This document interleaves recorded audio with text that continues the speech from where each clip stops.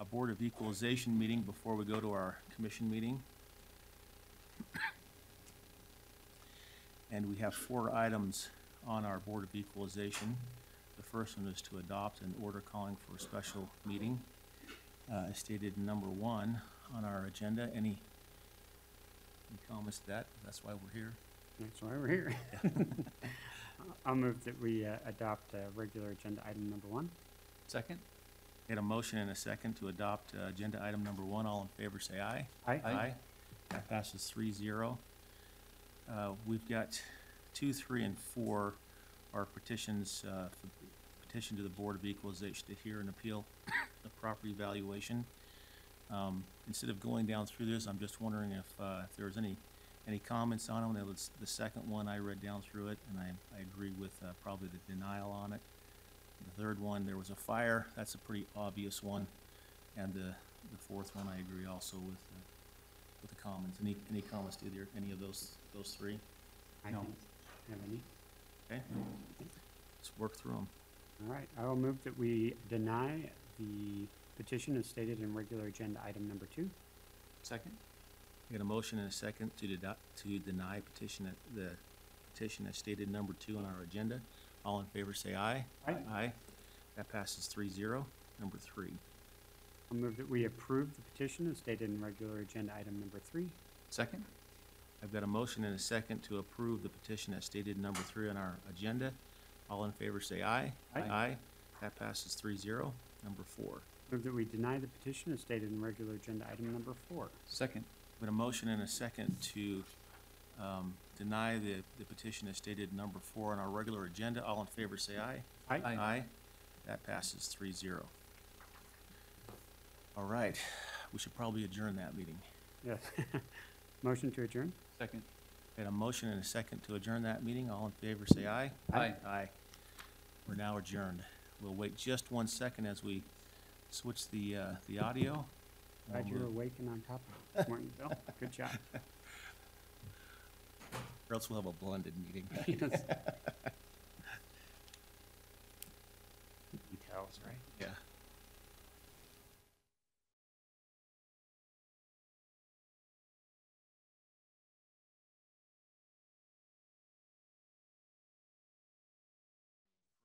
Reading or a thought, and also the Pledge of Allegiance, 2 items there. And we look to the audience, if there is any out there that would like to participate in that. If you just raise your hand for a prayer, reading, or a thought, or Pledge of Allegiance. Anyone that would like to participate? Yes, which one? You want to do both? Oh. Oh, you're game for it. Okay. Who would like to participate with us? And John, you'd like to do? You want to do the prayer then? Okay, we'll have you for the prayer. Anybody that would like to lead us in the Pledge of Allegiance? Thank you. When you come up, please just state your name so we can get your name. Come on up, John.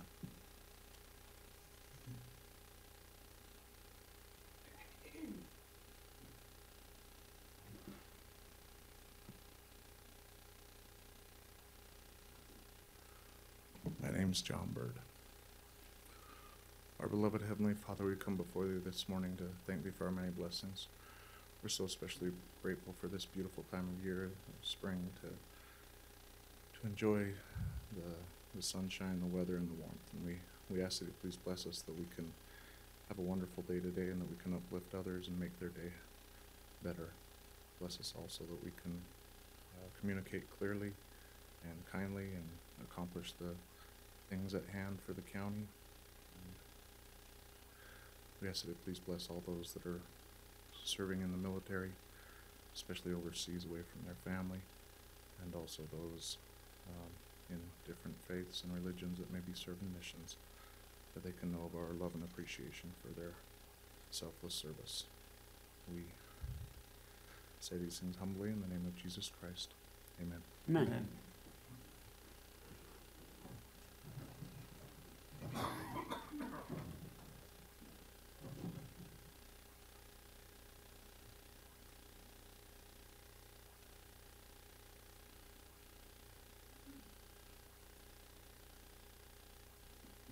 My name is Susan Woods. I pledge allegiance to the flag of the United States of America and to the republic for which it stands, one nation, under God, indivisible, with liberty and justice for all. Thank you, John and Susan, for participating. We want to make sure and get your names because it goes forever on our records that you are willing to stand up and participate with us, so thank you. All right, we do have an employee that we'd like to recognize. And so we'll turn the time over to Commissioner Ainge. Yes, we have a great Employee of the Month to recognize and celebrate today, and that is Matthew Grant from the Sheriff's Department.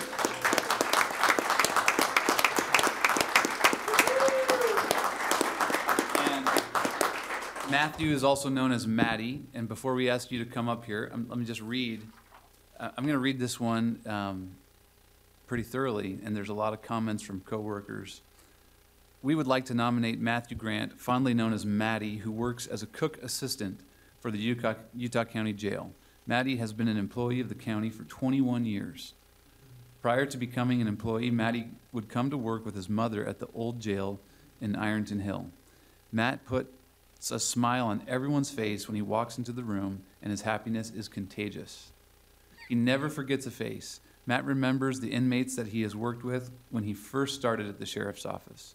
Matt has such a positive impact on the lives that he touches every day. Below are some comments made by fellow coworkers at the sheriff's office. Matty always knows when I need comforting. He is concerned and cares about us all. He is a great employee and pushes the cart better than anyone. Matt brings out the good in everyone. His power to make someone instantly smile is real and contagious. Matt has been my angel for 14 years. He puts a smile on my face and peace in my heart. He remembers every deputy and inmate he has worked with for 21 years. Matt has mastered pushing trays, putting papers on carts, handing out work assignments, and has helped do dishes. He is the best lunch greeter you will ever find. Matty laughs when we tease each other every afternoon. It's amazing how much he teaches us to survive in a hostile and sometimes chaotic environment. Matt's positive attitude is infectious among all kitchen staff, deputies, and inmate workers. He always has a smile on his face and is ready to help wherever he can. We thank Matt for his dedication and his 21 years as a community service provider. For these reasons and many unsaid reasons, we as a department believe that Matthew Grant should be Employee of the Month. Thank you, Matty, for setting an example that will never be forgotten.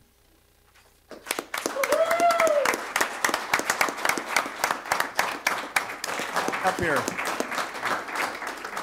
Come on up. Matt, come on up. Come on up, Matt.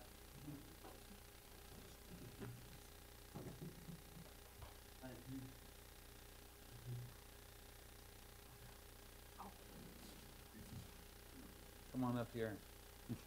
Yeah, why not? Come on up the stairs. Better that way.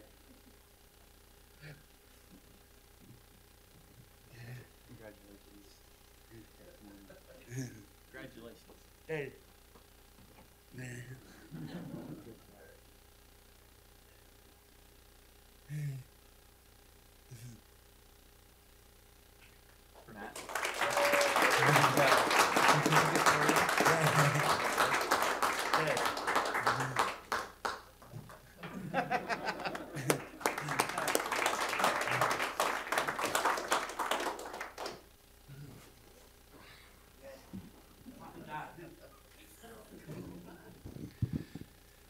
Now, we expect a big smile like that because we're going to want to take your picture and put it up over here on the wall. So keep smiling like that. Thank you. And thank you for all that has come out to celebrate this. Are you going to stay through the meeting too? Oh, okay. I was wondering.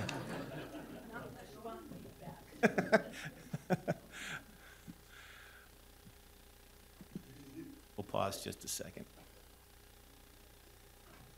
That's fantastic.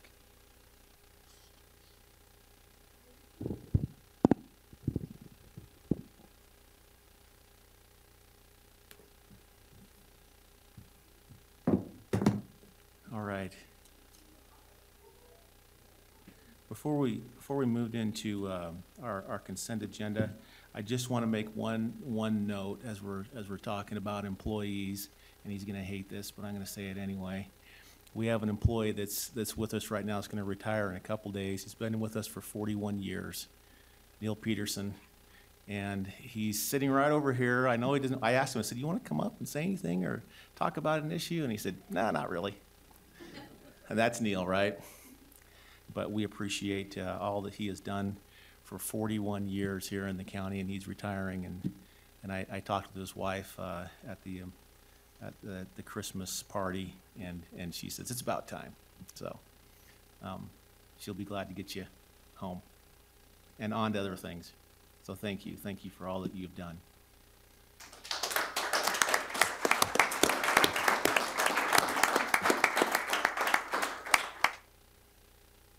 Okay, looking at our agenda, we will move all published items on consent and regular agenda temporarily right now onto the consent platform as we work down through it. And if a commissioner wants to pull it off for more discussion, we'll pull it off. So we'll assume that all items now are on consent to be ratified, approved, or adopted, and we'll work down through it. So with our consent agenda, I recommend that we continue item number 8 for 1 week. The attachment is the wrong attachment, just so that we can continue if you're okay with that. And then that we need to strike items 9 and 10, as those are already taking place. Okay.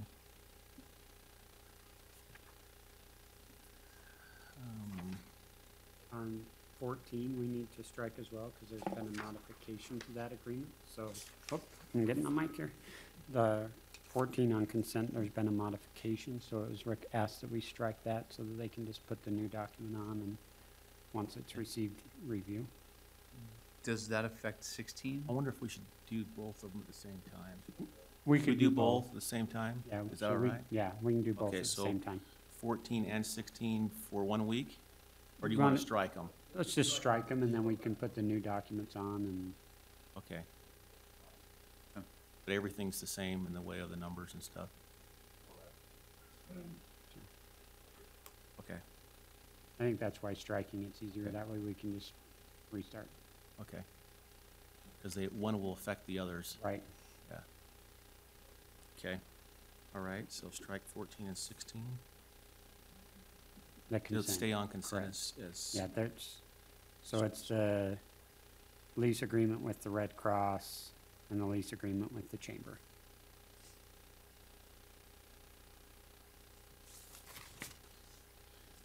Okay.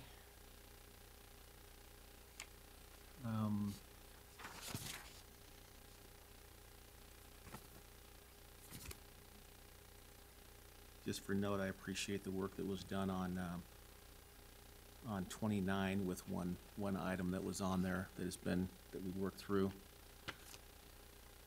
Mhm. If we could hold 35.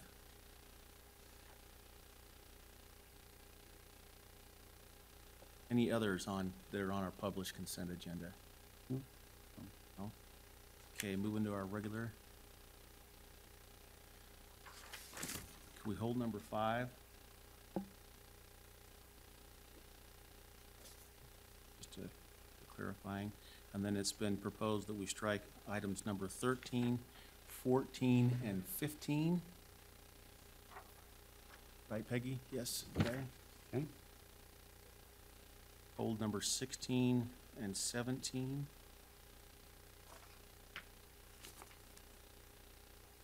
And then it's been asked that we continue number 19 for 2 weeks. Okay. And I don't mind leaving number 20 on the consent agenda as long as dates and names are updated. Number 20, dates and names need to just be updated. That's all I had. Any others? There's actually 17, that's the ones I had. 17? Well, I think Oh, you got already- that one, Yeah, okay. so you already held that one, so those were the ones that I had notes on. Okay. So with that, all other items have been, were placed on consent. Is there any comments to those items that were left on consent to approve, or? Are you coming up, Jim? No, okay. All right. We will go back then to back to 35. See, darn it, no one's here from the clerk's office.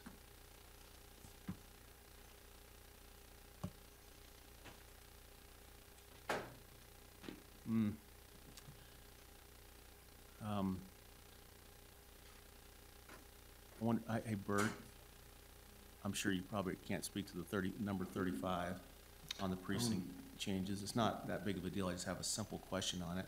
Can we maybe push this to the end of the meeting so that I can ask that question? Yeah, that'd probably be a good idea. Can you call somebody? Have Yeah, them I come know, down? someone's coming, I believe the Okay. mail will be here a little bit Yeah, later in the meeting. perfect. Okay, so we'll just hold that one, if that's all right. Yeah, that's fine. The simple question. Okay, moving to number 5. Number 5 states to approve and ratify. It's to ratify, so I mean we're fine with it. Commission's signature on the agreement with Qualtrics. We just don't have. There's no accounts listed on here. I want to make sure that we know which accounts we're going to take it from, and then also just to note that Qualtrics, I just wanted to put it in the record that Qualtrics, we do have some measurements in there that say we can go up to a certain amount, but they actually said to us, don't worry about those amounts as much, from my understanding. During the first year, During the first year, we can they go want over to see those us amounts. utilize the survey responses. Just want to make sure that we had that kind of on a record They've basis. indicated that if we exceed that amount during this first year, they're gonna extend it so that we can continue using the tool. Right. I just want to make sure I think we had the same understanding with that. There's no account for the money coming out on that. I don't know if we worked down through that yet. We have identified the funding in the commission account. I don't have the line items. Yeah, okay. So we'll work on that. So I just wanted to, and then also, just for note to the departments, this is a master service level agreement. It will cover the entire county. And so there's the opportunity for it to be used by all departments. We will have to go through a process to kind of see how that's going to be used and how it will be worked. I know some of you put money away to do some of this work, and so would anticipate that you would pay, accordingly into the use of this account. So just for note on that. We'll have to work through the details of it, though. All right. Any other comments? No questions? Okay. Motion to be in order. Move that we approve and ratify item number 5. Second? Got a motion and a second to approve and ratify the agreement as stated number 5. All in favor say aye. Aye. Aye. That passes 3-0.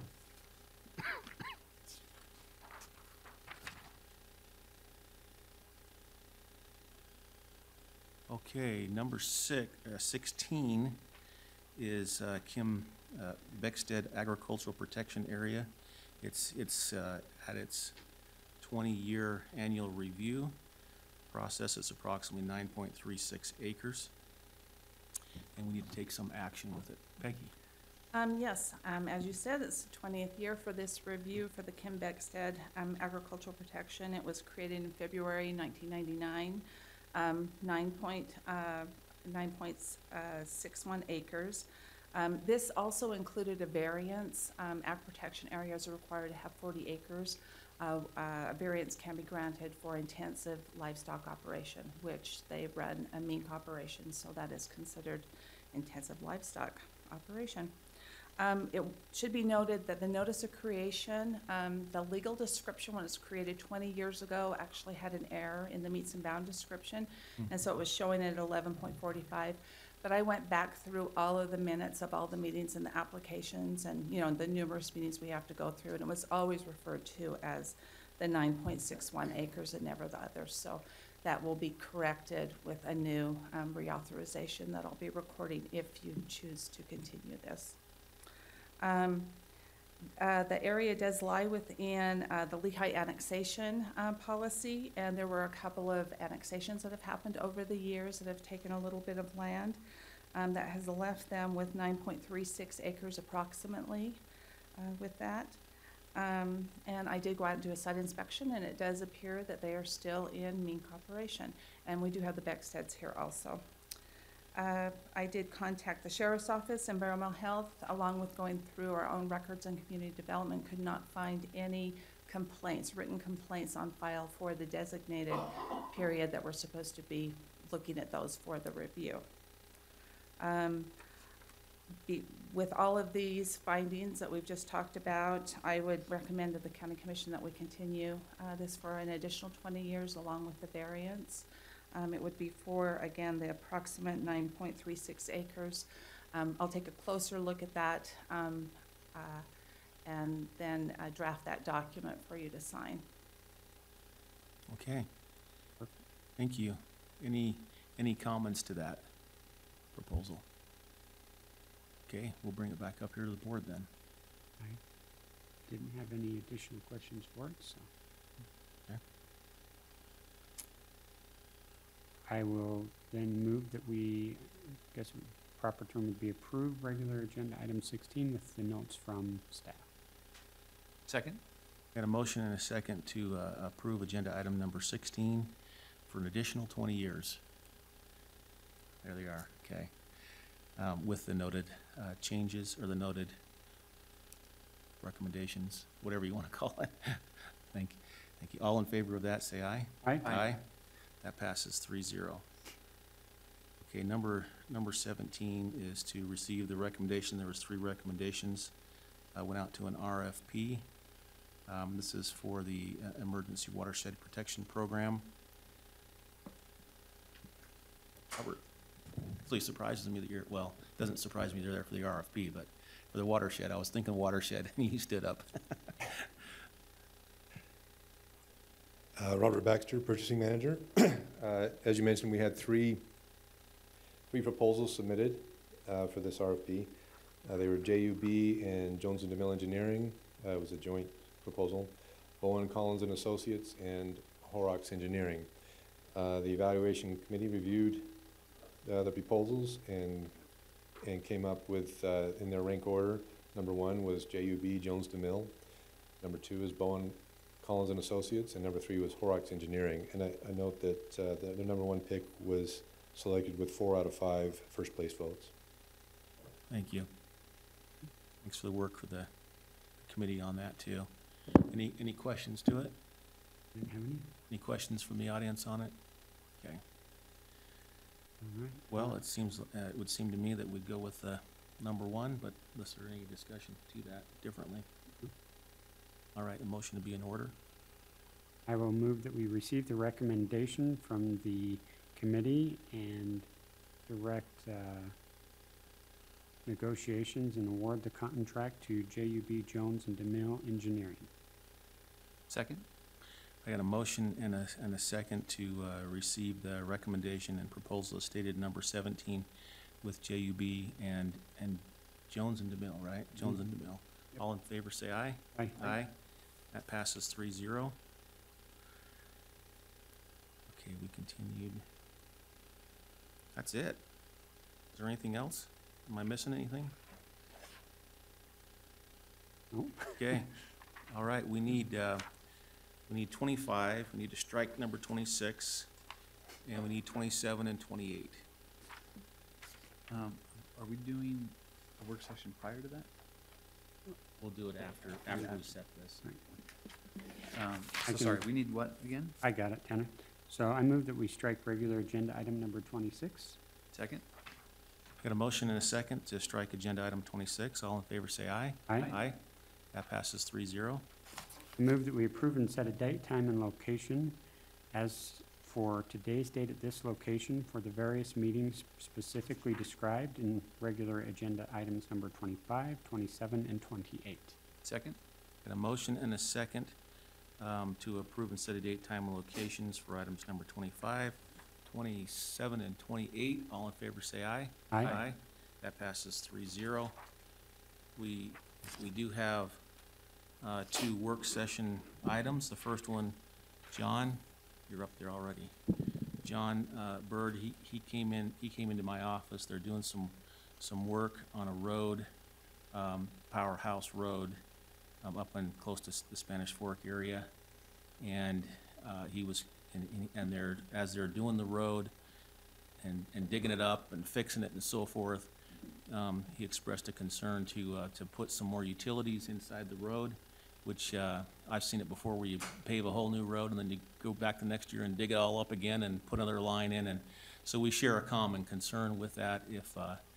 If we can get everything in as much as possible, it'd be a lot better. And he wanted to have this work session to talk about a proposed special service district. I'm not as familiar with how that creation happens, and so I thought it'd be great for us to have a special, to have a work session on it and have him kind of propose what his thoughts are with it, and then we can kind of take it from there. So John, you're up. Sure.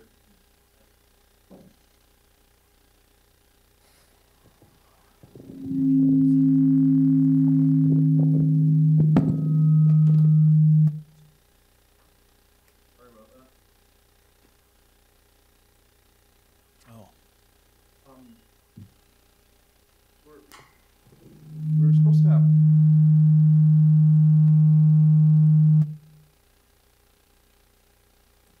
We were supposed to have a contract from Westar today, and their contract has not come through. The engineer and Brad. So it was here yesterday. Man, some terrible.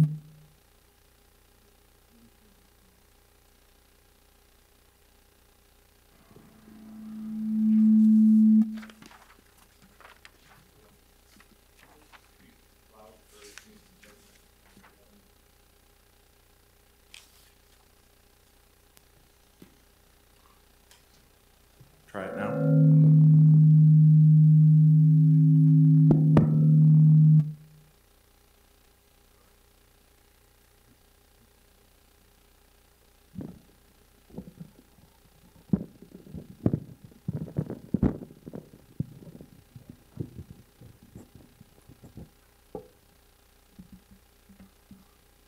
Just try to put it there.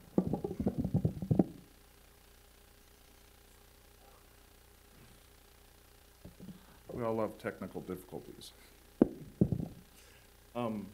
Thank you everyone for your time so much. What a beautiful moment that was with that guy that serves in the kitchen. We all remember the show, The Rain Man, and the fact that he memorizes everyone's name and face and can still remember him really touched my heart.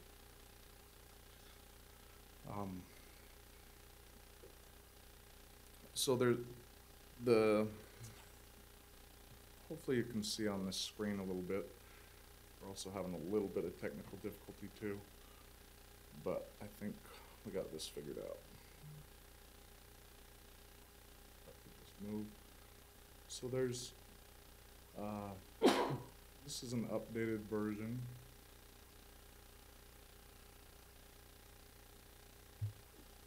For some reason it's not coming over.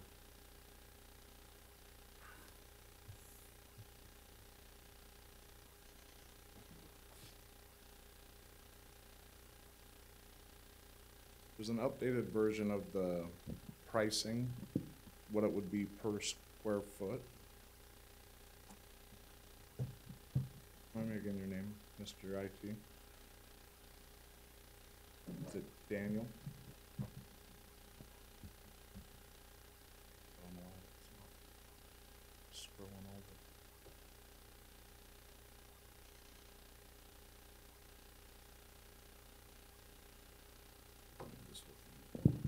Oh, it's the one, open that one back up, it's that one, that's the crap. First.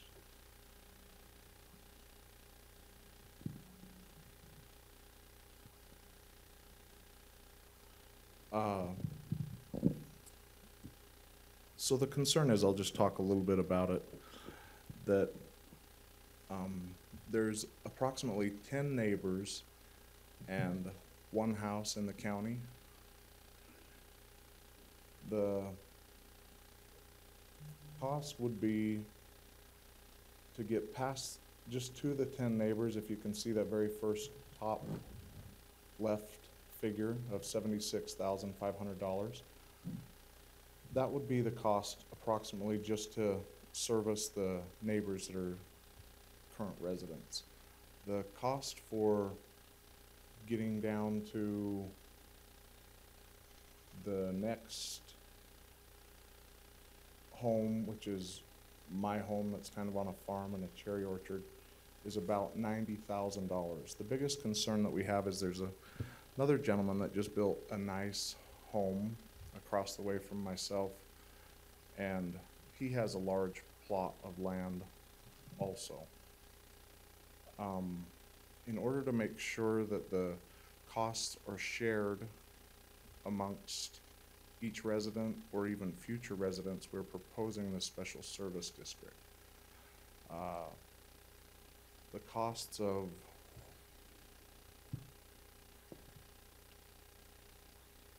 the 90,000 or the 76,000 would only be attributed to the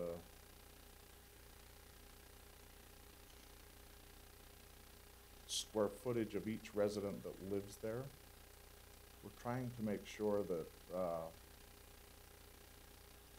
the developer is not trying to come in and make money or propose something that would be detrimental to anyone else. It's just that on this east bench, it's very close to a mountain, and where I've lived there for 12 years, I know it is super, super cold. So our proposal is that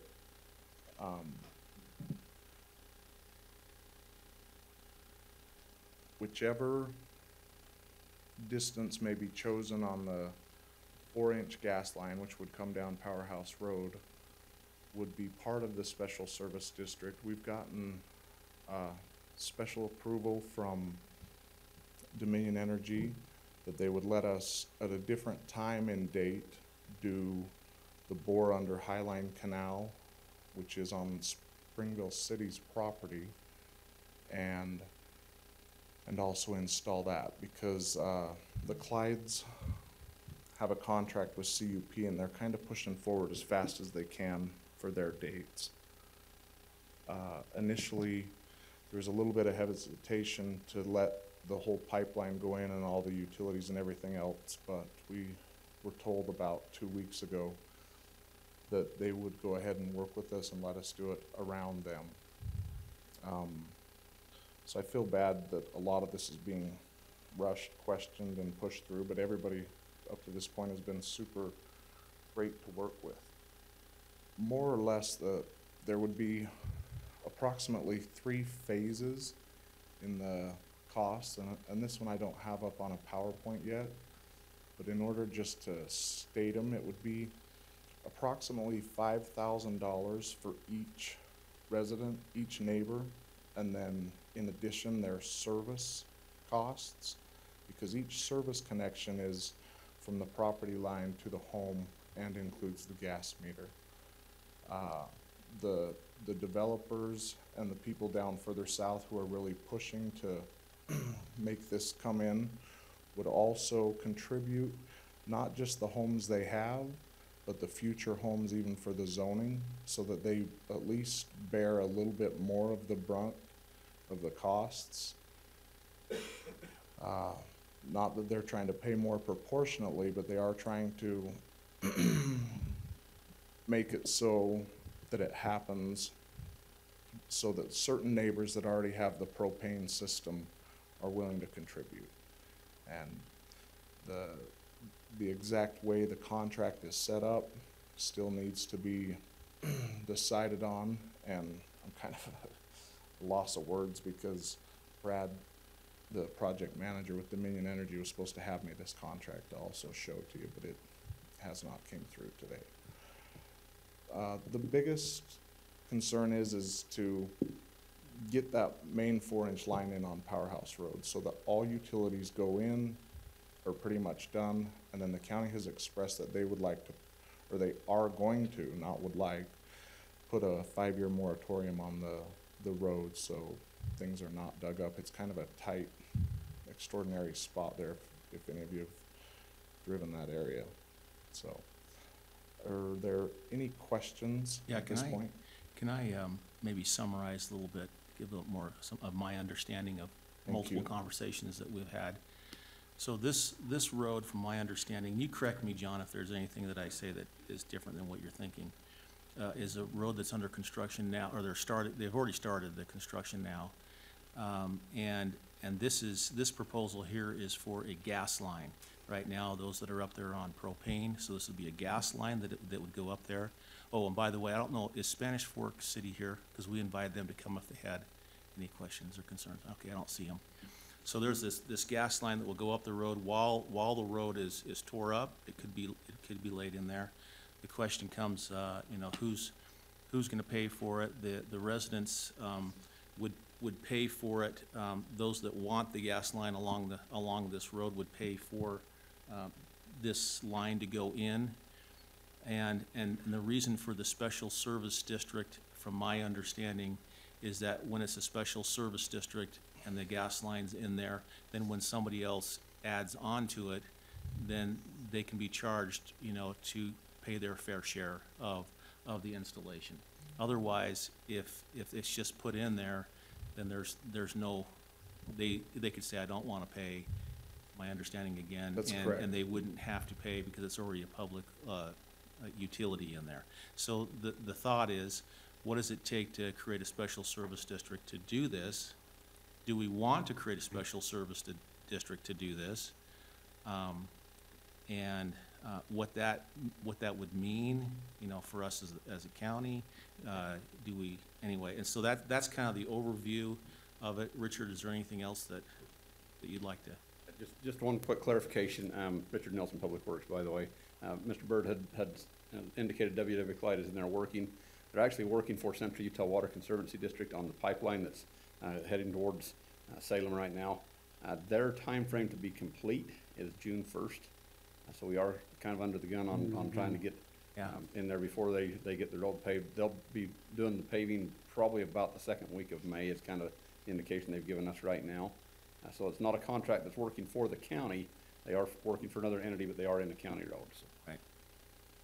So it's really tight. Yes. Yeah. Is it possible? That's the question. We'll get pipe in there. I don't know about getting all the special improvement districts and all that stuff set up in that one side, so. Yeah, they were talking about if they do put the pipe in, they are gonna put, either over or under the pipe right to the property lines. If they do, do you mind if I take your number, Richard? I haven't met you yet.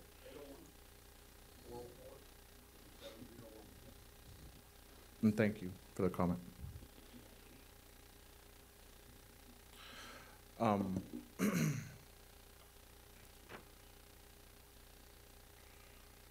So the biggest question is, I see two of them. One, is it possible to put that pipe in now? Yes. Is it possible to do the special service district, you know, before the pipe gets put in? It looks like that's probably a no.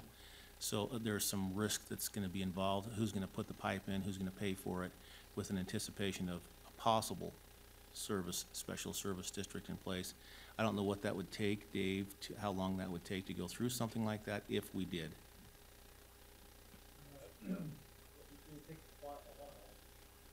We could put together a timeline, but it would take some time.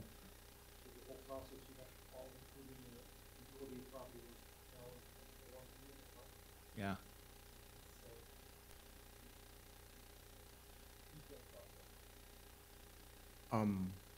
Because they approved to do the second leg of that pipeline at a later date, I think we can still have time. We would just like to get it in, you know, as soon as possible. I see what you're saying, that maybe it would be a no, but they have given us time to work with on our side, because the part that goes into the city, in order to apply for the permit to go underneath Highline Canal, would also take a little bit of time to get that leg in.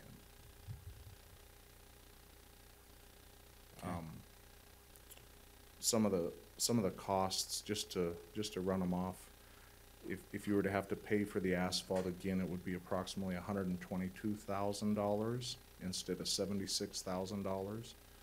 And that's just in today's dollar. If you were to go out various other times, it would actually go up significantly because the permitting process is going to become significantly more difficult, because not only would there have to be, not only is there the 5-year moratorium, but there's also double permits that need to be pulled through the county and CUP.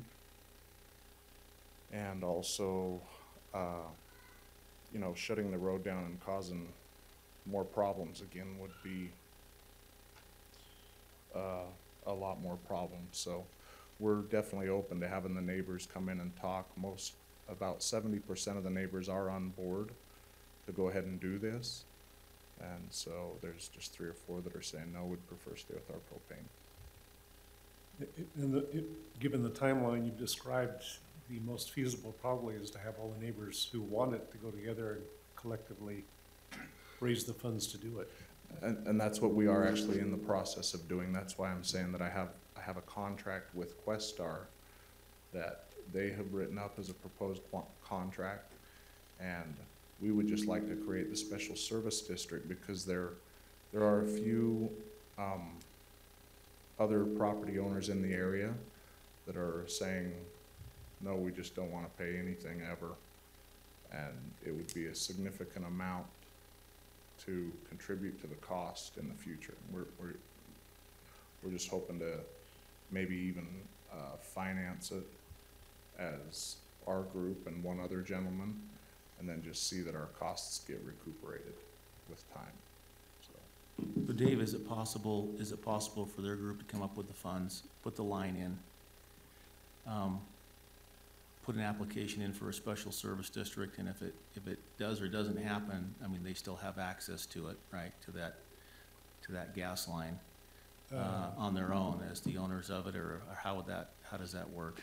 Yeah, typically a service district though is set up for the purpose of providing the service, and that's not really what they're talking about doing here, because there's no ongoing service that's being provided. It's just simply a cost to install one piece of infrastructure. Well, so I don't know if it'll really fit within the parameters of what they're trying to do. Typically, when we get a request like this, we would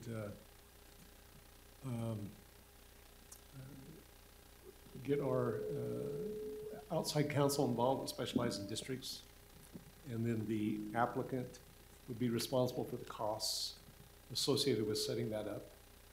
But it is a very detailed process, and those neighbors who don't want to be a part, I mean, they have a right to protest, and they could challenge it, and so there would be no guarantee that it would happen or that they would still be involved when it was done, if that's where you end up.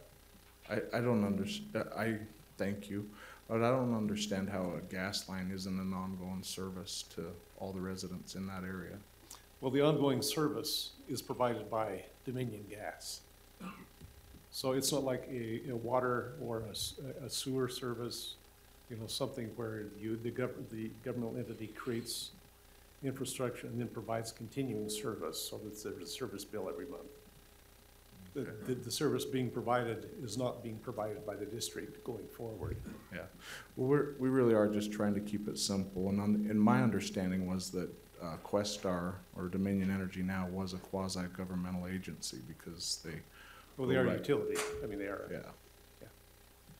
So, anyway, I have a lot of other maps, and if anyone else has any questions, I could at least let you know where that's at. And it's progress. Looks like there's And one my gentleman. father, yeah, my father is the property owner, and I think has something to say also. Just a question. Come on up.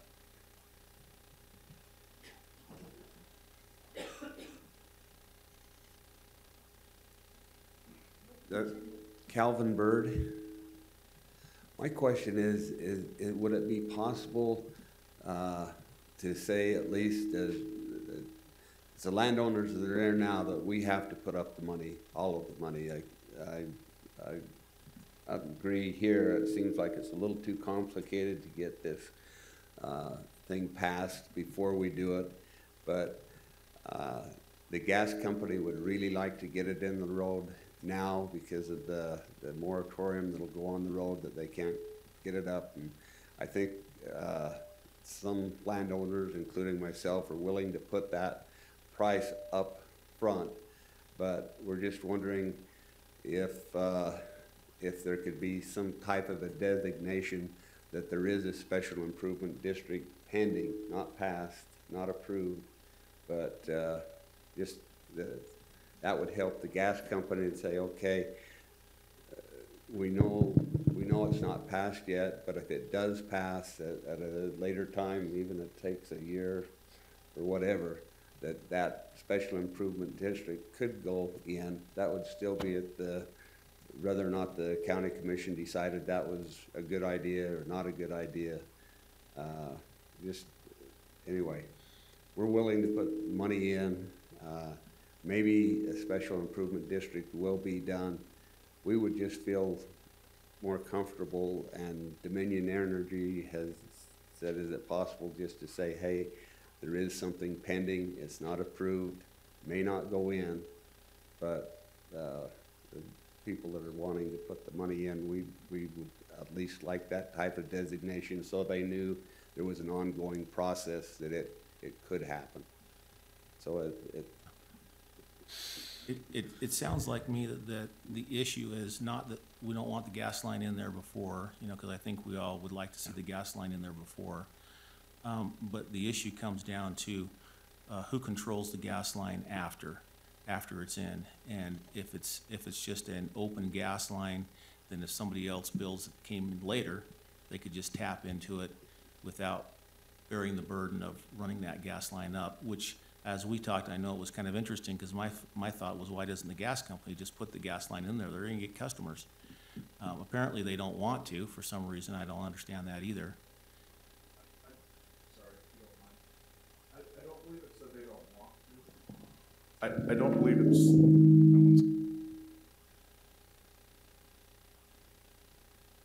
I don't believe it's that the gas company doesn't want to put it in.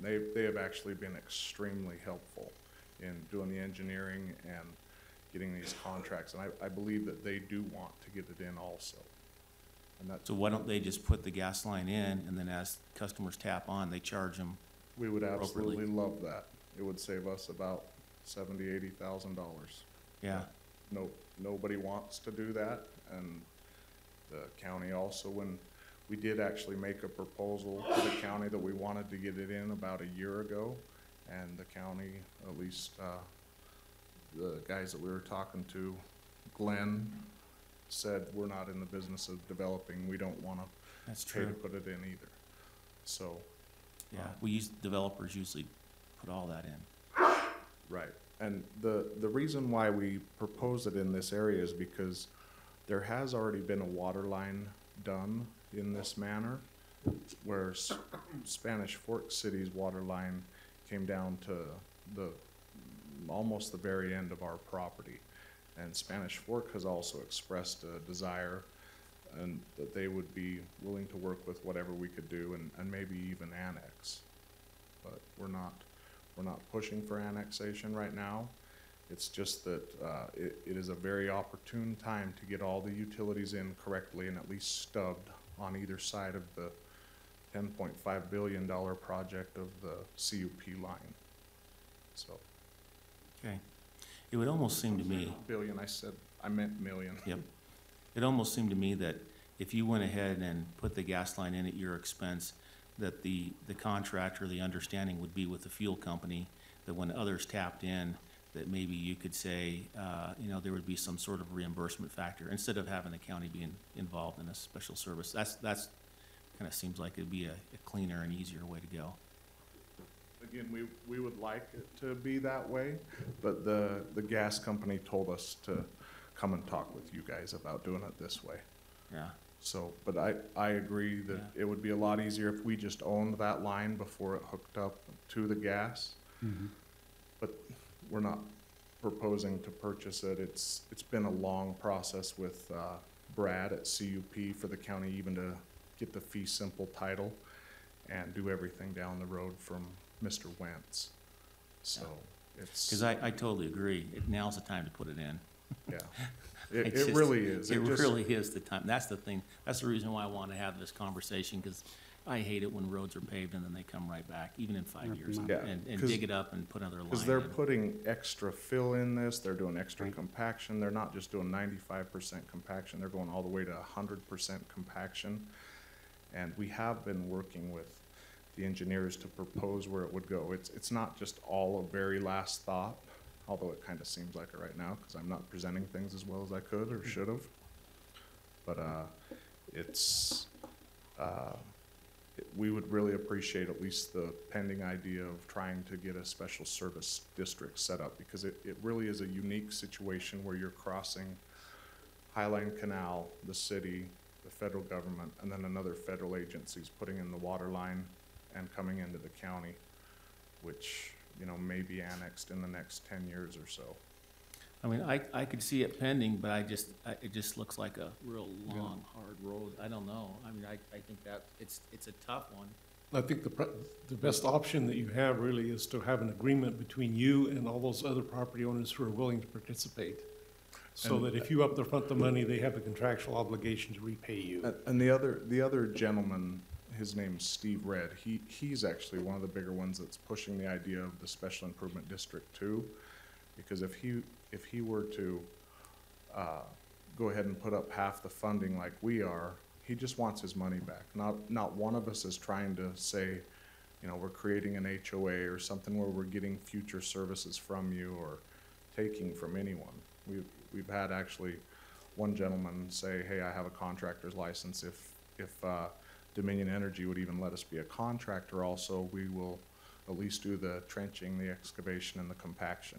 We're not certified for welding the plastic lines or anything like that, but we sincerely are just trying to provide a service to the neighbors that have been there for quite some time and get the line in and not, you know, I think it's appropriate maybe to have like a time value of money, interest, and what the future cost would be to dig up the asphalt.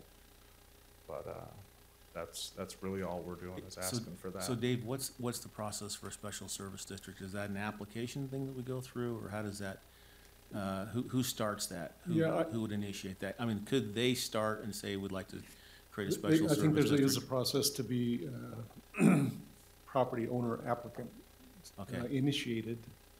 I could look into that. This last session, my understanding is they also created a new public infrastructure district that may be more applicable to what they're wanting to do here. so my question is that if they did get that application and submitted it, in their mind, they could say it was pending, Well, they could say an application has been has been submitted, submitted, right? but I could look into that Okay. and get some details. Thank you. Do you mind if I take your net number also, Dave? 801-851-8001. Thank you for your Thank you. time. Thanks for coming in and working through this. We're just in a position, we hate to put the whole bill. We would think that there's a chance that it might be done, and I know that you would vote on it, and if you thought it was something that shouldn't be done. Yeah, we'd go through the say, hey, we're process. not Yeah, passing the special improvement district. right. If we decide to say, hey, no, we're not going to put all the money up front, by then the gas company will have to come in later. Yeah, Or up the road. right. Thank Okay, you. Thanks for looking in a forward motion for that. For sure. All right, can we go ahead and go back? We go back to item number 35, since I see Roseanne's here.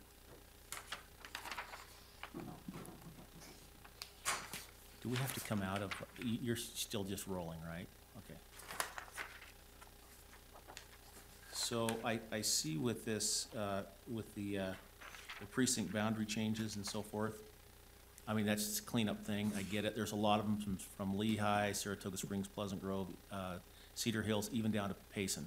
Spanish Fork. and Spanish Fork. I see them in there. The only one I have a question on is the very first one in the maps.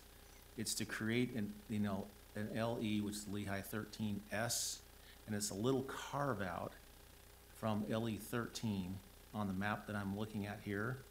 And I don't understand, and there's no homes or anything from what I'm seeing in the map.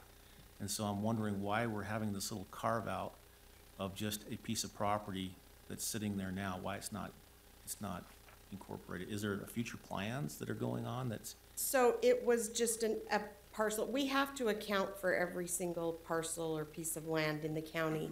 And that particular one, we had to adjust a boundary around it, and we had to leave that one that wasn't, I think it wasn't incorporated into Lehigh.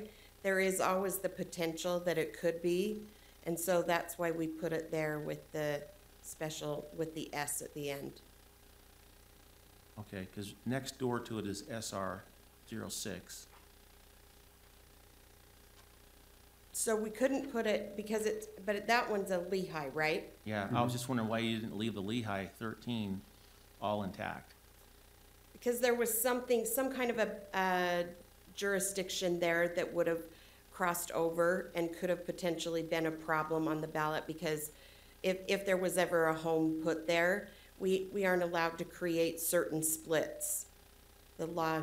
We have a precinct with no one in it right Yeah. now, which is not uncommon. I mean, I Right. know that we carve out even on the mountains and everything else, because we just cover the whole Yeah, area. but Can I that show one you? for some, yeah, I can look at.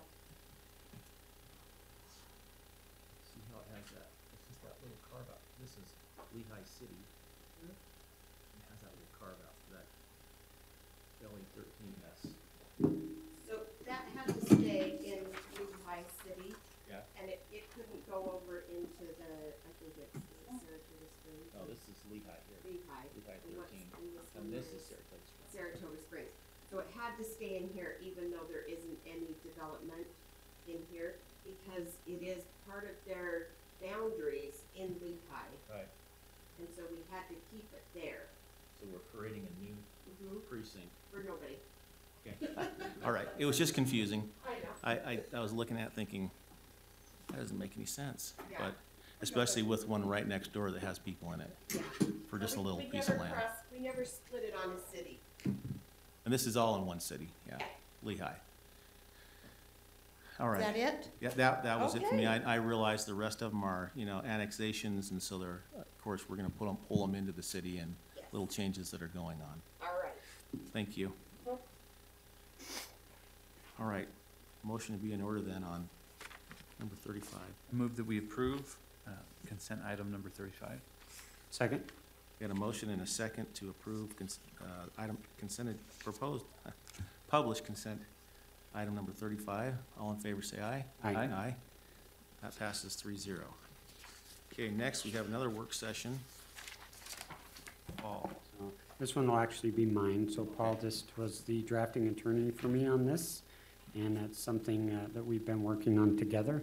And wherever he's at today, I appreciate all of his great efforts. He's been diligent in working on this and put in a great amount of time and effort and collaboration with myself and Kyle on making this happen.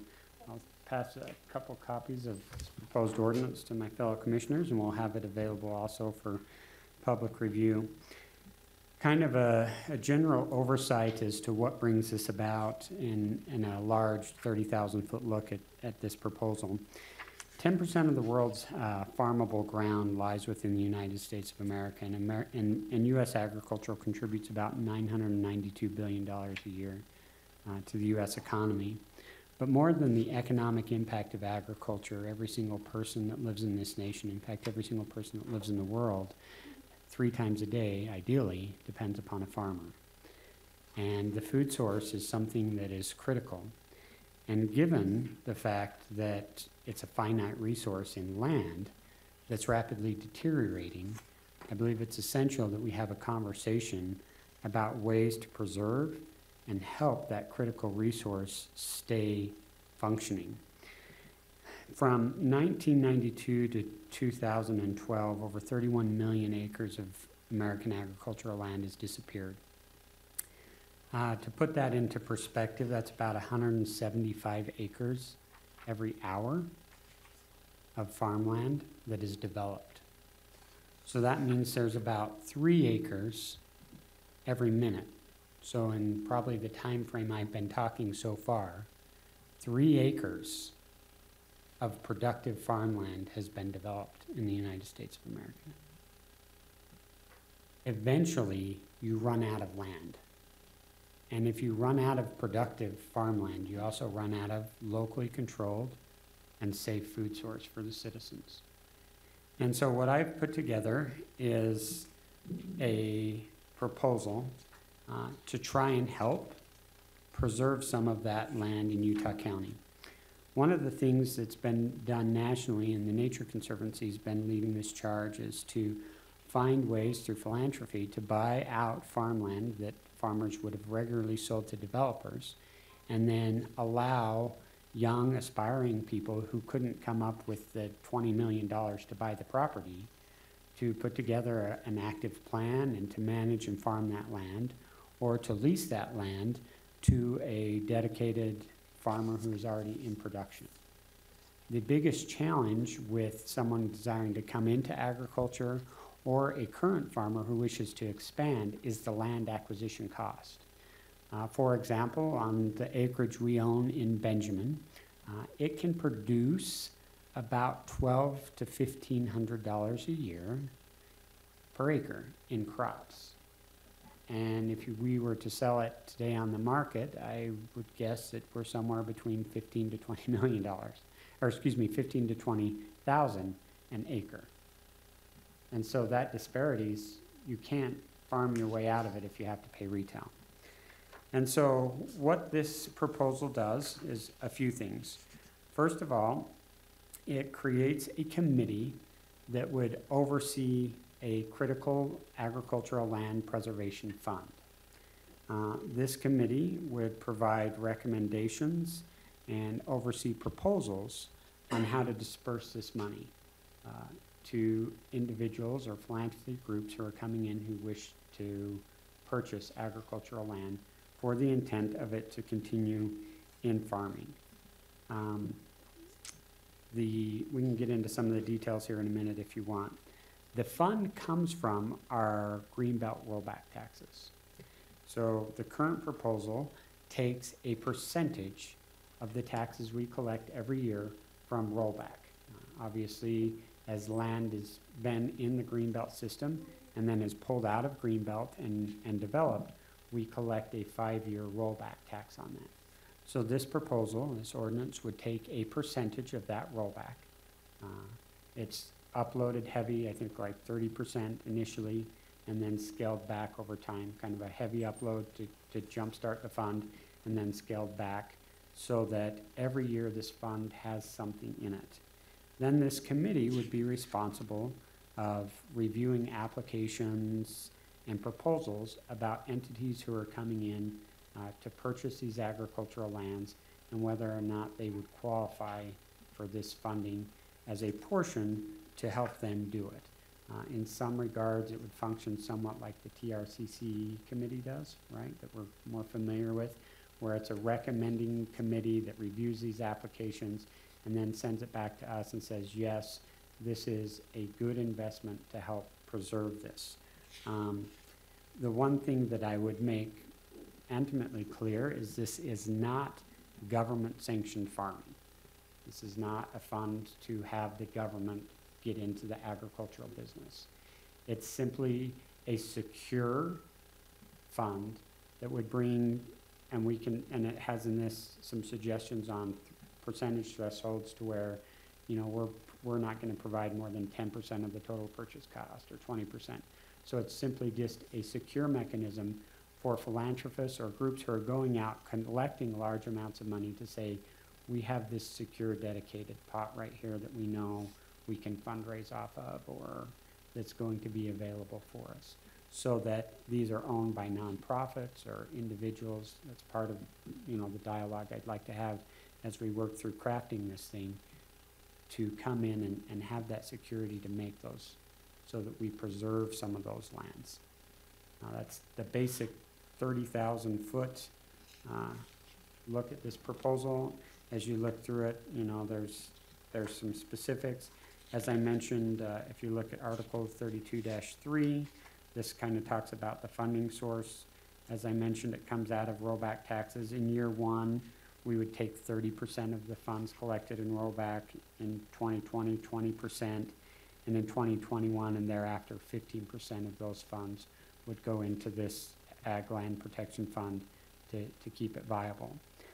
Ideally for me, the county is the lead off on this, and then I believe that the school districts, who obviously have a larger chunk of money, I think that we can then say, look, we're leading out, this is a critical thing, it's working, we'd love you to participate. Obviously, if they participate at this level, it'd be great, but if they want to participate at a different percentage, you know, then they could come and participate. And if there's individual taxpayers or someone who wants to contribute just because they think it's a good thing, they would be able to donate or contribute into that. So it wouldn't just be the county lift on that, it would have that. As I mentioned, there's a highlighted section there that says, you know, the Utah County contribution to purchase this restrictive covenant shall not exceed 10, 15, or 20%. And we would be able to have that discussion and say, here's a threshold that we feel is reasonable for the county to buy in at. There's one other section in your copy that I have highlighted that I specifically wanted your feedback on, and this was in the makeup of the committee. Our initial thoughts were to have the committee consist of 5 members appointed by the board. One of those would be a professional in the real estate industry who's a resident of the county. They understand land values, they understand what things are selling for, where development's happening, where pressures are. So I think they bring a great perspective. An individual whose primary source of income is derived from raising livestock and or producing crops who's a resident of the county. So we need a farmer on here, because when these proposals come in, we need someone that says, that's not really a viable business proposal for farming or something. So they would have that area of expertise.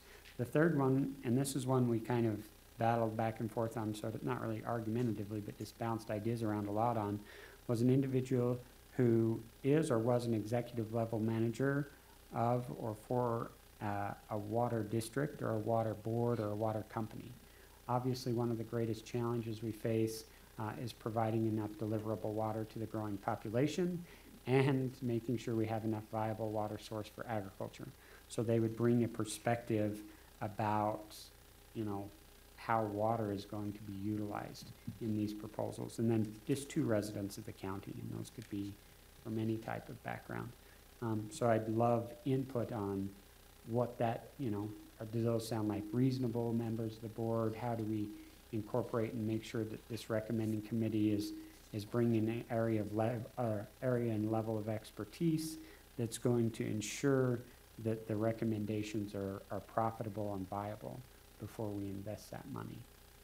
Because, I mean, the makeup of the commission obviously will change from time to time. And I mean, I've lived my whole life in agriculture, so I kind of get what you have to do to make a living there. But that might not always be the case on this board. So I want to make sure that the makeup of that committee has a broad area of expertise to bring the correct proposals to us with solid recommendations that we can rely on. And again, this is you know, something we've been working on now for a couple months. Been a lot of background work, looking into the data and how these type of things work with the various organizations that have already done them and been successful, and how we could kind of incorporate this into Utah County. And so I'd love questions or thoughts or feedback on what you think. A couple questions, maybe I can. So this is a recommending board that would then come before the Yes. commission, just Yeah. like the TRC? It's just like the TRC. It's a recommending board that would review the applicants and then make those, you know, recommendations to us. And then on the funding, without, I mean, it's kind of hard to, just seen it for the first time. Right. But on the funding levels, then you have, it's a 3-year funding kickstart. Right. 30, I can't remember what it was, So 30. 30, 20, and then 15 ongoing. 30, 20, and 15. So that 30% taking out of the rollback tax now, that 30% goes somewhere right now. Correct. And so we'd have to see where that's, I mean, Right. it's taking away from something. Right, I mean, in the county. it's contributed back into the county fund source, so it would be, you know, a pot that you're taking away from. Part of the reason we structured it this way, when we look at the actual amounts that the county gets in rollback taxes, right? Because there's millions and millions in rollback taxes every year, with the school districts receiving the largest portion of them.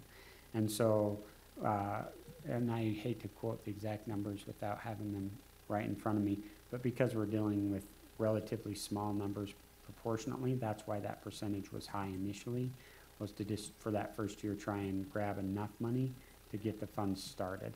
And we're talking, you know, hundreds of thousands of dollars. It wasn't like huge amounts. Is it, yeah, because our part, I mean, there's millions that go in, but we only get the Right, we 9% get or the whatever it is. 9% or whatever. So that, you know what I mean, when we went through and did some fiscal analysis on that, we came up with these numbers because we felt it had the most minimal impact on the county's general operating funds, Right. while still being able to actually put enough money in there that it was meaningful, that if somebody wanted to come and access it, it could help. Now, we have the And those state, would be, you know, obviously, I'd love to hear your thoughts on those percentages. yeah, well, I know the state has, and I cannot remember the name, McClellar, Mhm. what's that count? What's that one called? So, yeah, the state has a very similar fund to this, Yeah. so. Would it be superseding that or in conjunction with it? You know, I think it would probably be, from my perspective, this would be independent of that, Independent of it? right? The state legislature has bounced around a bunch on whether to put funding into that and not put funding into that. And part of, I think, the challenge with that one was it got to be, the way that fund was dispersed was becoming questionable, and the accountability back was as well. And that's why when we structured this with the committee, we tried to tie it specifically to production land. That's a viable, identified, critical ag land, and that there was the accountability back through to the county. So with the 3 years of funding going in there to build up an account so that can be used, is there a payback then that comes back, that keeps it going for long term instead of just 3 years? Well, that's something that we could look at. Obviously, this is the making of sausage, right? And Yeah. we're kind of in the first step of that with this proposal. We could look at it as kind of a perpetual payback, perhaps as part of the contracts that Helps to fund we itself. issue so that it becomes more self-funding. I think that's a great idea and something that we could look at crafting into it. As it's currently drafted, obviously the county's just kicking in, you know, the 15% after that third year annually. But I would think that we could probably craft into this language or into the contracts that would be issued to receive this money some type of a perpetual payback, or it could be part of their business plan, how they plan to restore that money. I think that's very, So ours would be very more of reasonable. just kind of seed money to kind of get it going. it could be and seed money to get it going. then ongoing to a certain percentage until maybe it builds to a certain account Right. level. And again, because at the heart of this is just simply, from my perspective, trying to help current farmers and aspiring farmers overcome the large hurdle of that huge land acquisition. That's huge. And it's just, that's why it's not economically feasible for most people to go into agriculture as a life and as a career, unless it's your family. Yeah. You And know, I and so that's, appreciate, but there's people who want to do it. And so how can we help facilitate that happening in an appropriate manner? and I appreciate your comments that this is not a government program, This is- kind of because we've heard it. You and I both Right. have heard the socialism part of this. Right. And for me, I want to make sure we're very protected and very specific in this. This is not government sanctioned farming. This is some type of a tool or mechanism that provides philanthropy and other endeavors a secure source, which we know government funding tends to be viewed as a secure source to jumpstart somebody and protect these lands. It's not us going out and buying a bunch of farms and becoming the farmer, you know, Utah County farmers, right, becoming a landlord. This is just simply us using funding that's coming to us because money is being because the only reason we get that money is because we're losing the farmland. So can we use that money somehow to help preserve more farmland if there's people that are out there that want to do it? And, you know, I mean, heck, if there's not, then we'll sit there and 10 years from now, we'll go, well, here's the bonus money that we can do something with, because it's not functioning like we had originally envisioned. Can I ask a couple of questions there too? Absolutely.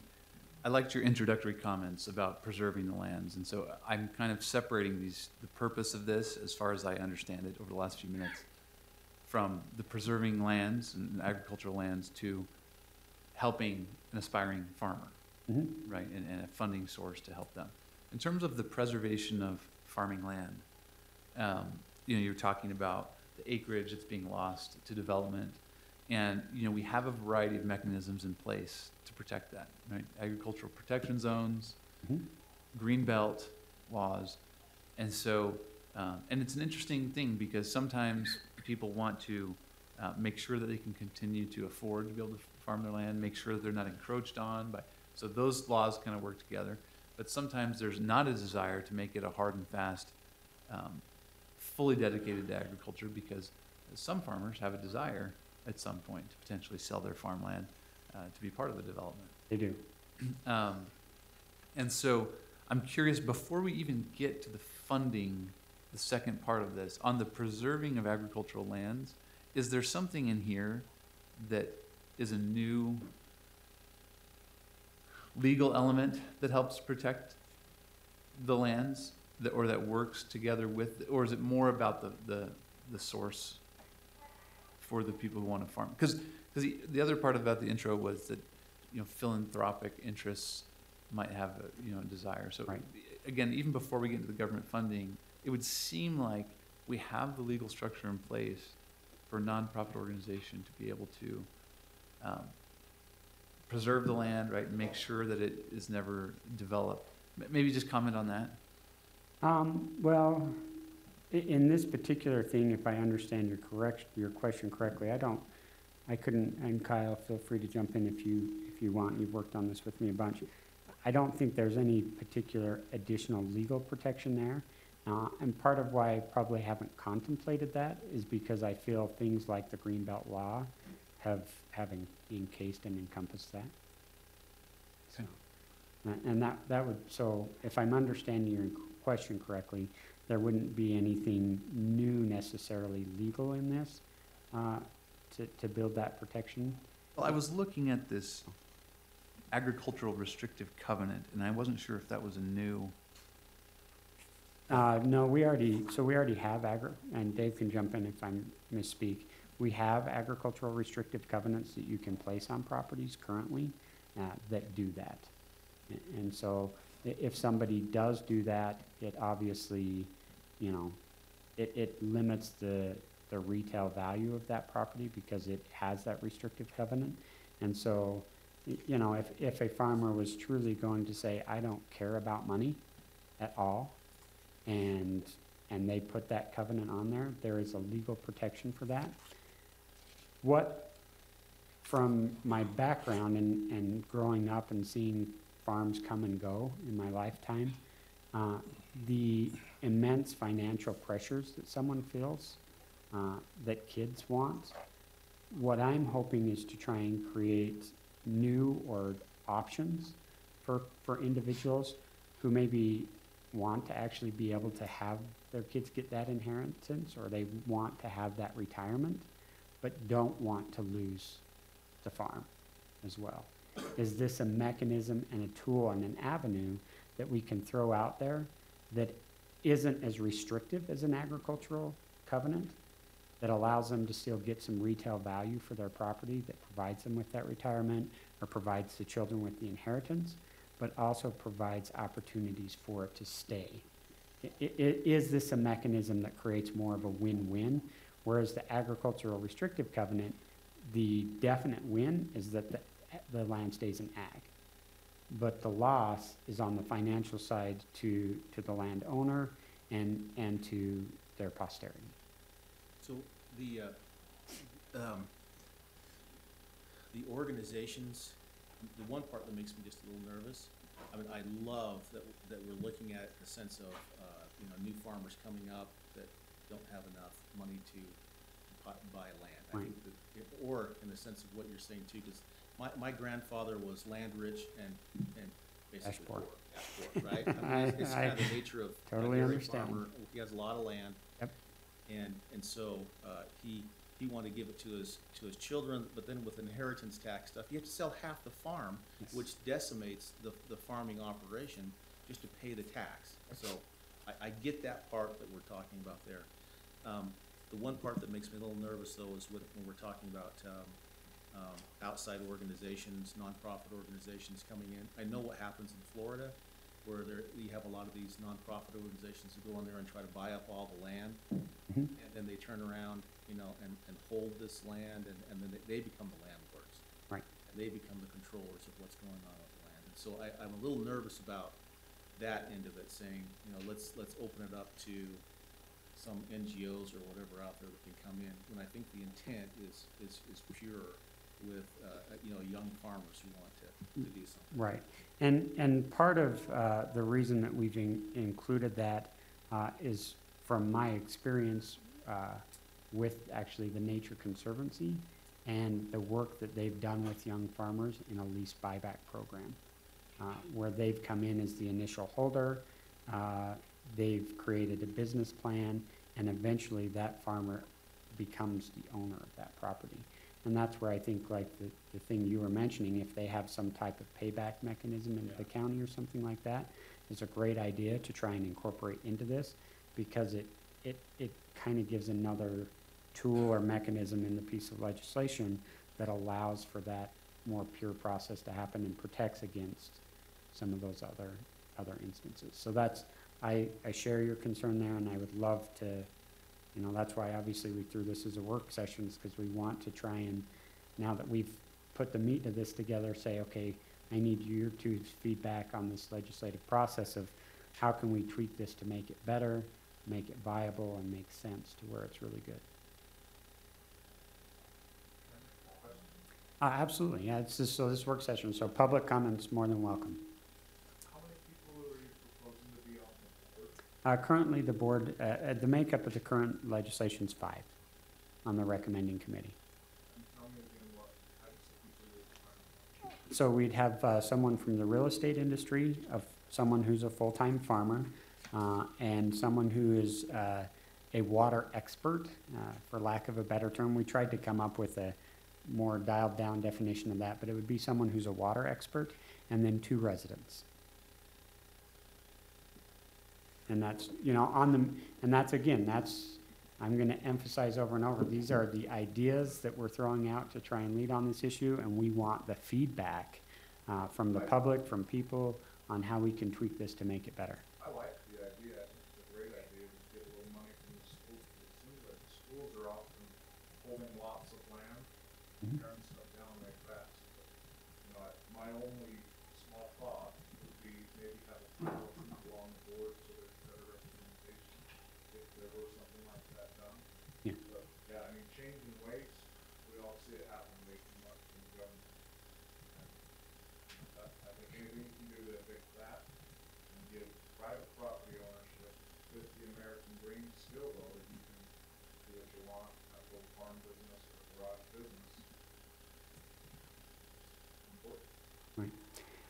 And kind of along those lines, this is a battle I've even asked myself in here. You always have to ask that question, is this government's proper role? Is this the right thing to do? And in this particular instance, when I've asked myself that question, the one thing that comes back to mind time and time again is we're talking about our food source. That's why I opened with the comments about the incredible loss of production land. We're talking about our food source. So do we have a responsibility to somehow try and protect, that food source? And I don't know for me that there's a real clear defined answer there one way or another, other than as an individual, I feel that yes, we need to do something. And in my current role, this is something I felt like I could throw out as a proposal that could probably be one piece of a very, very large puzzle to try and help us continue to be able to feed the world. And especially to feed America. And we have to emphasize again and again, Utah County is critical in American food production. we are number one or number two every year in tart cherry production in this nation. And so we have a vital role we play in Utah County to our national food supply. And we can't overlook that. I would agree. The one statistics that always kind of bring me back when we were going through that process a couple of years ago was we only produced 3%, I think it was 3 or 5% of our vegetables, you know, for our own county. And so with those kind of numbers, even putting everything into some sort of protection is not going to get us to 10%. Right. We're still going to have to reach out to other counties and even Mexico and other Absolutely. countries to We still have to reach get out. our, but we can look at doing our part Mhm. and seeing what, you know, what that means for our part, in a reasonable, I think, you know, a reasonable, responsible type of a way that gives us the opportunities. I mean, it will affect, if all the farms hold and the ranchers hold, we got a rancher sitting right here, I know he's itching to get up here and talk. You know, if they all hold on their land, a lot of the projections for, you know, how many people come to this valley are gonna change. They have to change. Because they have to have a place to stay and be at, so, but there is a balance, there is a balance there that I think we're trying to find with looking at things like this.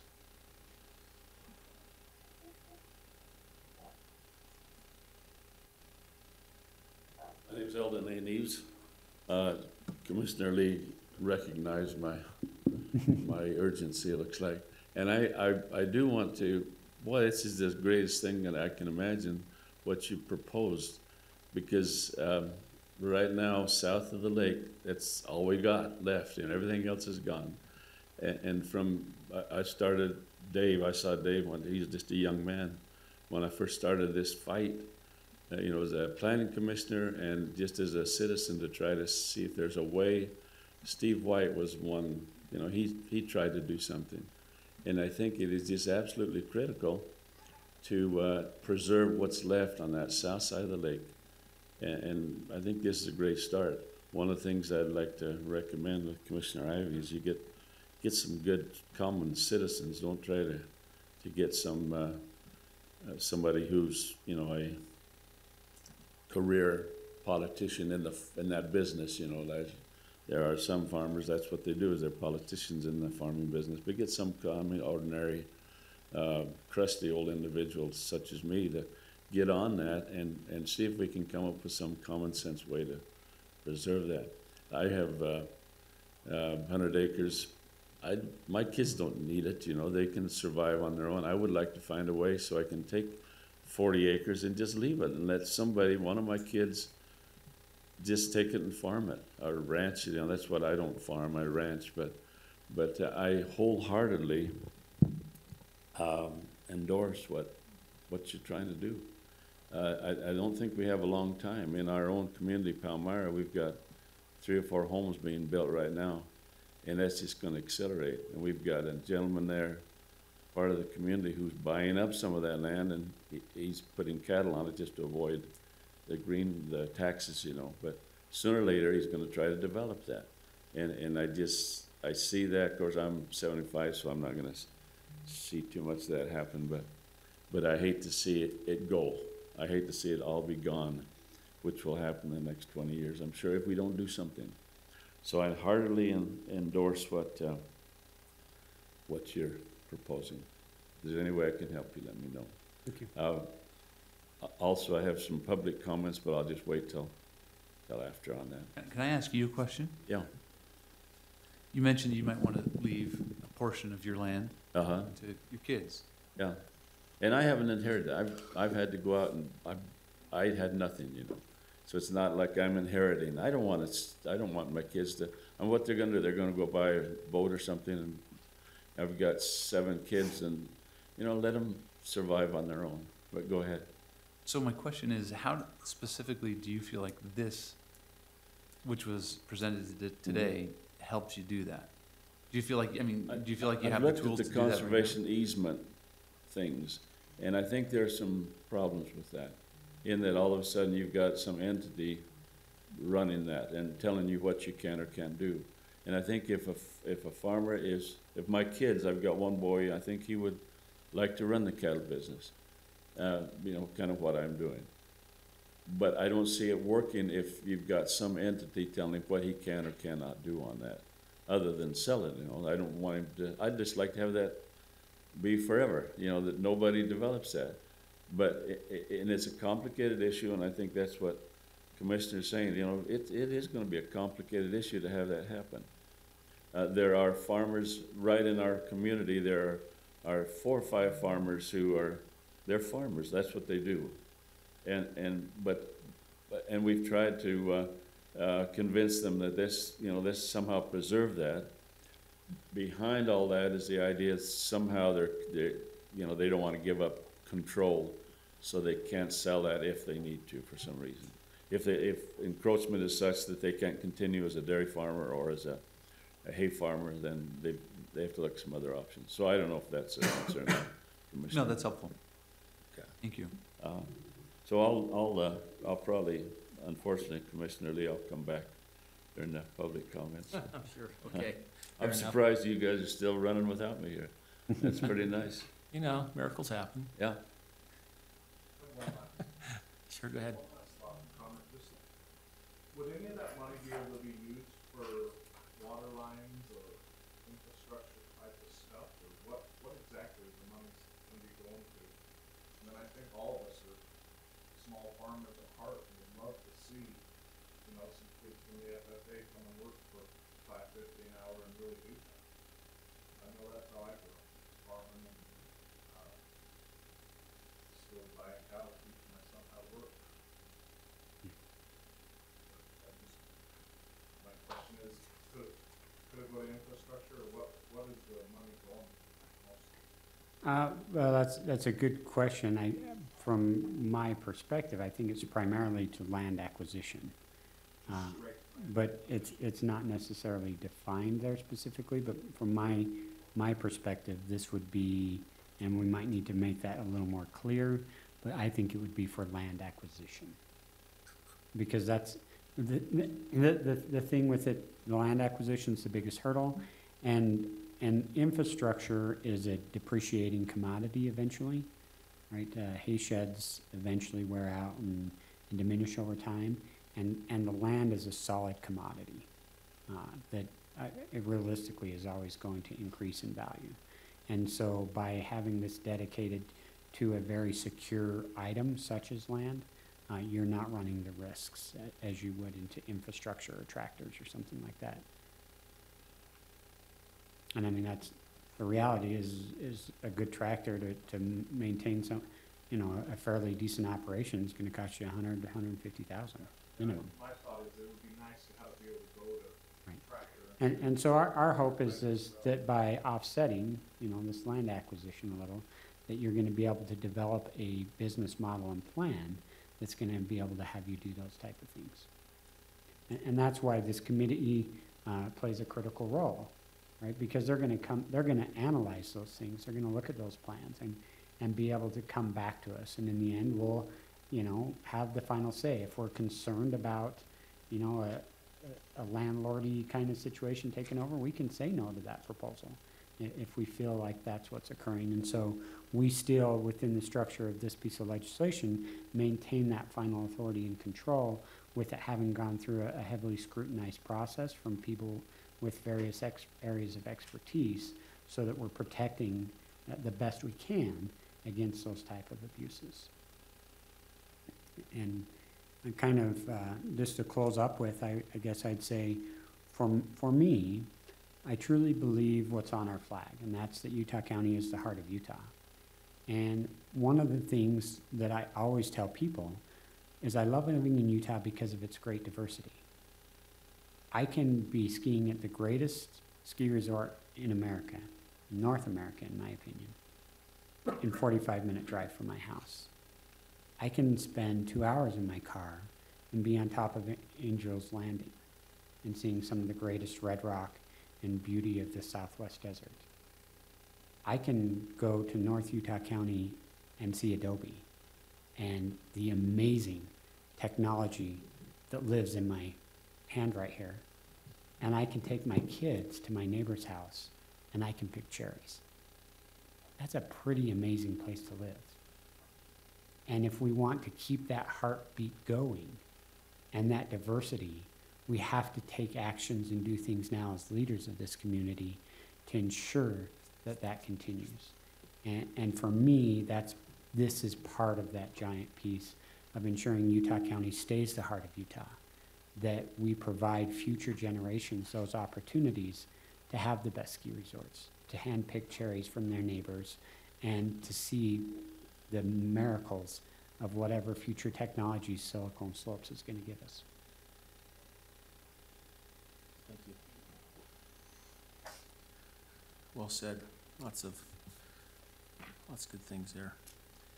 All right, any other comments? Okay, we will then close from that work session item, and we'll move into public comments. So Eldon, this is your time. Eldon A. Neves. Commissioner, I just wanted to thank you for your help during the fires that we had. Right now, we're trying to recover. We've had a number of meetings with the Farm Services and other entities trying to decide how we're going to recover ourselves. We're not going to be able to go back onto our forest permit for 2 years.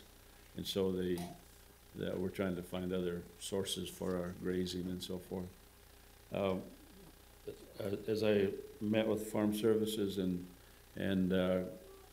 different entities that are trying to help, they mentioned that the county perhaps has some resource as far as the infrastructure is concerned to make sure the roads and the debris coming out of the canyons and so forth is handled. I don't know if that's something that you folks have dealt with already or Working on it.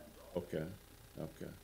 I know one of the permits we have are up in the Dairy Fork area, and last year that blew out with the storm, and it's right now with all the snows, I'm sure we're going to have lots of other troubles. So I just wanted to check with you and see if there's something that you're doing. Apparently you are.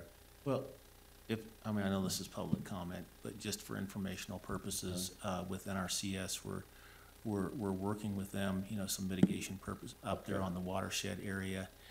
We received $2 million directly from the state to help offset that $6 million cost.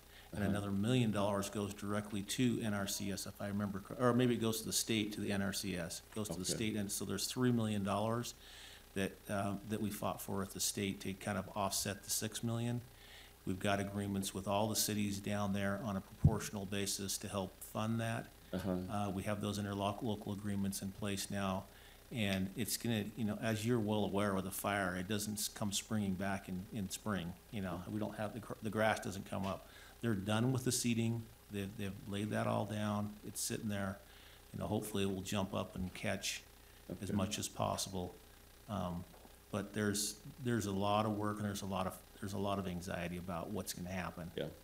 One of I was up into Mill Fork, which is it was in September after a storm, just right after the fire, before the other fire came over and hit us. And the debris coming out of there was 20 feet high up on that tree. It blew some cattle out. I had some cows in there that got burned. They were just staying there. They got blown out. And that's what we're going to experience this year. So I don't think the cities are even aware of what's going to face them, because there's so much snow, so much up there right now. The water's flowing and so forth. So any monies we can get, I think we should go after, because we're going to have troubles all across that front there. Yeah. Yes, we are. Thanks very much. Appreciate it. Thank you. Thanks again for what you're doing, because I think this is going to be critical. We've got 10 years and we're going to lose all that stuff to the south. And there are lots of people that are making a living and would make a living with the help you're talking about. And I know, again, we're in public comment. I probably should have done it back in the work session. But we have an issue right now coming up where there's a farmer who wants to hold his land, and the city's looking at it, and they want to put an overlay across it with a CRA. And he's saying, no, he has agricultural protection, it's tricky because all this development's gonna go around him.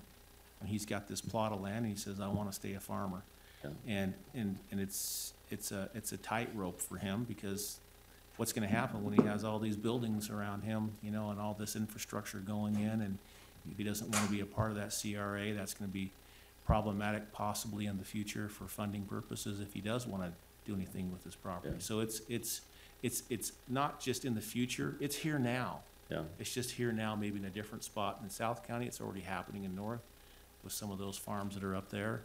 And it's an issue that we're dealing with. but I guess there are still some farms north, but that's where I live, and I see most of the agriculture there. But I think a lot of the farmers, I don't have any problems. If I could take that 40 acres and make that in perpetuity, stay in farming, I'd be happy to do that.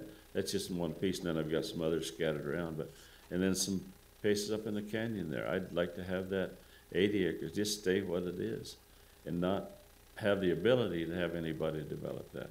And so if that's something that Commissioner Ivey and Commissioner Lee, and even Commissioner Tanner Range, who I just become acquainted with, if you could get that done, boy, I think there's many of us who would just be thrilled to have that happen. Thanks very much, Michelle. Thank you. All right, any other public comment? Seeing none, we'll move into our closed meetings. Thank you.